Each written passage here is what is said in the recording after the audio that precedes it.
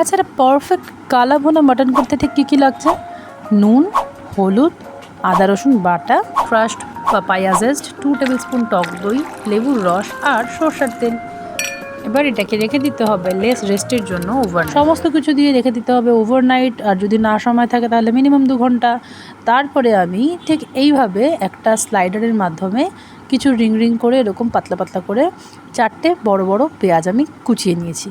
তো এই যে স্লাইস করে কেটে রাখা পেঁয়াজটা, এই পেঁয়াজটাই কিন্তু আমরা পুরো মাটনের গ্রেভিটা বানাতে ইউজ করব। তাহলে সরষের তেলে দিয়ে দিলাম কিছু ফোড়ন, যেরকম শুকনো লঙ্কা, গোটা জিরা আর 2-3টে তেজপাতা। আর ফোড়নটা দেওয়ার পরেই ওই তেলেই ভেজে নেব রিং রিং করে কেটে রাখা পেঁয়াজগুলো প্রথমেই আমরা নুন আর হলুদ দিয়ে ভালো মতো নাড়াচাড়া করে গোল্ডেন ব্রাউন পর্যন্ত আমরা ভেজে নেব। নিয়ে নিয়েছি গরম মশলার মধ্যে দারচিনি, লবঙ্গ, ড্রায়েড রোজ পেটালস, জায়ফল, স্টার আনিস, জয়িত্রীর ফুল, ছোট এলাচ, বড় এলাচ আর শাহজিরে। এটা কিন্তু আমরা বিরিয়ানির মশলাতেও ইউজ করতে পারি। আর নিয়েছি ব্ল্যাক পেপার, হালকা করে ক্রাশ করে রাখা। তো এই সমস্ত কিছু কিন্তু এবার আমরা শুকনো খোলায় টেলে নেব।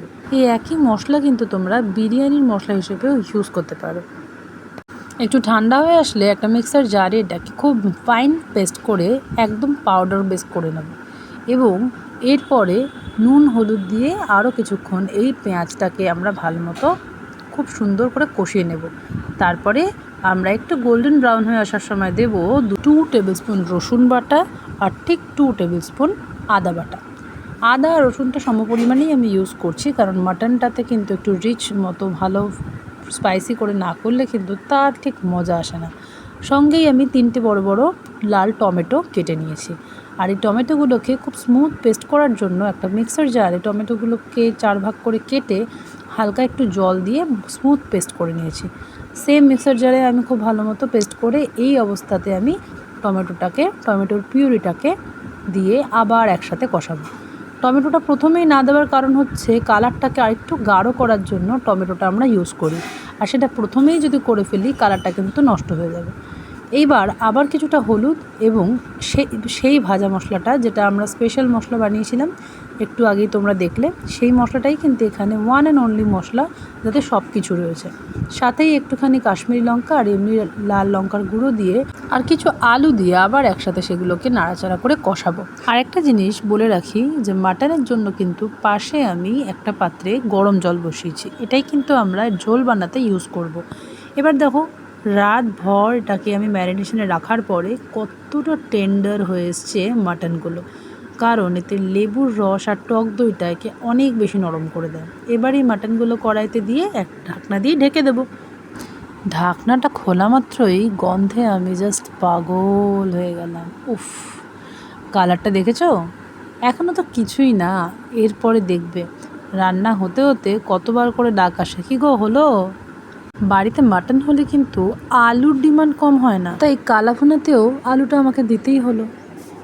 দেখো মাটন থেকে কিন্তু একদম জল ছেড়ে এসছে। যখন ম্যারিনেট করতে বসিয়েছিলাম তখন কিন্তু দইয়ের থেকে বেরোনো জল এবং মাটনের ভেতরে যে জল থাকে আগুনে কিন্তু আস্তে আস্তে সেগুলো রিলিজ করতে থাকে। তাই এই যে কড়াই জল দেখছো, একটুও কিন্তু আমি জল অ্যাড করিনি। আর তোমরা দেখেছো হয়তো পাশে আমি একটা পাত্রে গরম জল করছি, কারণ এই গরম জলটাই আমি ইউজ করব মাটনটা সিদ্ধ করার জন্য।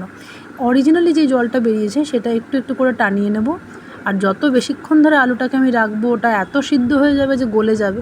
তাই আমি আলুটাকে 2-3টে সেটে আমি এখানে রান্না করেছি, কারণ প্রথম ব্যাচের 4টে আলু দিয়েছিলাম, ওটা সেদ্ধ হয়ে গেছে, তুলে রাখবো। এইবার আবার নতুন ব্যাচে আরও 3-4টে আলু আমি দিয়ে নিলাম। এবার মাটনটা কিন্তু কড়াইতে ধৈর্য ধরে অনেকক্ষণ ধরে কষিয়ে কষিয়ে এটাকে কালো ভুনাটাকে বানাতে হয়। তাতেই কালারটা লাল থেকে আস্তে আস্তে গাঢ় লাল, তারপর কালচে হতে হতে কালা ভুনা হয়। তাই প্রেশার কুকারে দিলে কিন্তু এর টেস্ট আর টেক্সচার দুটোই কিন্তু কম্প্রোমাইজ হয়ে যাবে। তাই আমরা প্রত্যেক 3 থেকে 4 মিনিট করে ঢাকা চাপা দিয়ে রান্না করব। আর ঠিক দেখবে এরকমভাবে সমস্তটা জল যেন মাটনের মধ্যে অ্যাবজর্ব হয়ে যাবে আর হালকা করে তেল ছেড়ে আসবে। তোমরা আগেই দেখেছো আমরা কিন্তু খুব বেশি তেল দিয়ে মাটনটা বানাচ্ছি না, তাতে কিন্তু গলা জ্বলতে পারে বা খেলে শরীরের কষ্ট হতে পারে। তাই কারণ মাটনের মধ্যে চর্বি দেওয়া হয় এবং তার থেকে কিন্তু অরিজিনালি কিন্তু একটা তেল বেরিয়ে আসে। সে কারণে খুব বেশি তেল কিন্তু ইউজ করছি না। আর যখন টেনে আসবে, তেল ছেড়ে আসবে, ওই পাশে যেই পাত্রে আমি গরম জল করছিলাম তার থেকে কিন্তু আমি অল্প অল্প করে এখানে জল অ্যাড করব, আবার কিছুক্ষণ নাড়া দিয়ে ভালো মতো সবকটা মাংস আর আলু আর সমস্ত কিছু মিশিয়ে বেশ করে সময় ধরে চাপা দিয়ে দিয়ে রান্না করব। ঢাকা দিয়ে যখন রান্না করব মাঝে মাঝে কিন্তু চেক করতে হবে যে নিচটা আবার লেগে আসলো না তো। এরপরে আবার কিছুটা ওই স্পেশাল মশলাটা সরিয়ে দিলাম, যেটা আমরা আগেই তৈরি করে নিয়েছিলাম। কারণ সমস্ত মশলার মধ্যে কিন্তু এই একটাই মশলা যেটা সব কিছু দিয়ে তৈরি, এরপরে আর অন্য মশলা কিন্তু লাগে না। একটু পরে পরে দেখো কীরকম গাঢ় হয়ে আসছে ঝোলটা, আবার কিছুক্ষণ পরে পরে আমরা ঢেকে দেবো। এভাবেই কিন্তু আস্তে আস্তে দেখো কালারটা কিন্তু অনেকটা গাঢ় হয়ে এসছে। আর যখনই তুমি দেখবে ঢাকা চাপা দেওয়ার পরে একটু একটু করে নিচটা কিন্তু ছাড়িয়ে দেবে, নাহলে কিন্তু কামড়ে ধরবে। আর সেটা যদি হয় এর থেকে খারাপ কিছু হবে না। তো মাঝখানে আমরা চেক করে নেবো যে মাংসটা কতটা সেদ্ধ হলো। তোমাদের মনে থাকবে হয়তো আমি কিন্তু ম্যারিনেশনের সময় পাপায়ার জেস্ট যেটা হয়, পেঁপের খোলাটাকে গ্রেট করে দিয়েছিলাম। তার কারণ কি জানো? কারণ প্রেশার কুকারে যেহেতু আমরা সেদ্ধ করছি না, তাই জন্য মাটন কিন্তু বেশ হার্ড একটা মিট। তো এই মাংসটাকে সেদ্ধ হওয়ার জন্য কিন্তু পেঁপের রস ভীষণ কাজ করে। তারপরে দেখো আমি সামান্য একটুখানি চিনি দিলাম, চিনিটাতেও কিন্তু কালারটা গাঢ় করে। কিন্তু চিনিটা আমরা প্রথমেই দেবো না, তাহলে কিন্তু মাংস সেদ্ধ হবে না।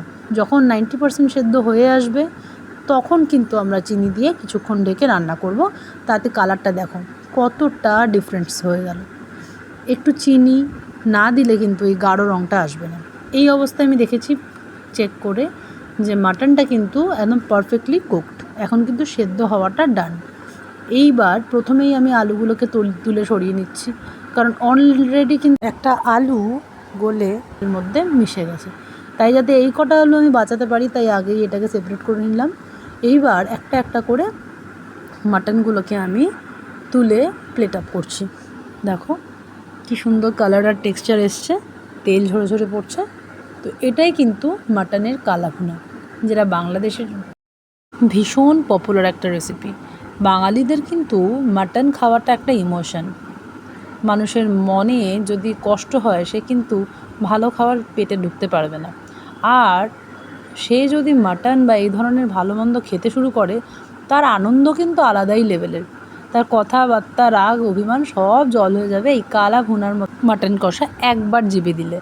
ওফ, যেরকম দেখতে হয়েছিল সেরকম গন্ধ আর সেরকমই টেস্ট ছিল, কি বলবো। একবার তোমরাও বাড়িতে নিশ্চয়ই এটা বানিয়ে ট্রাই করো, আর অবশ্যই আমাকে কমেন্টে জানিও কেমন লাগলো।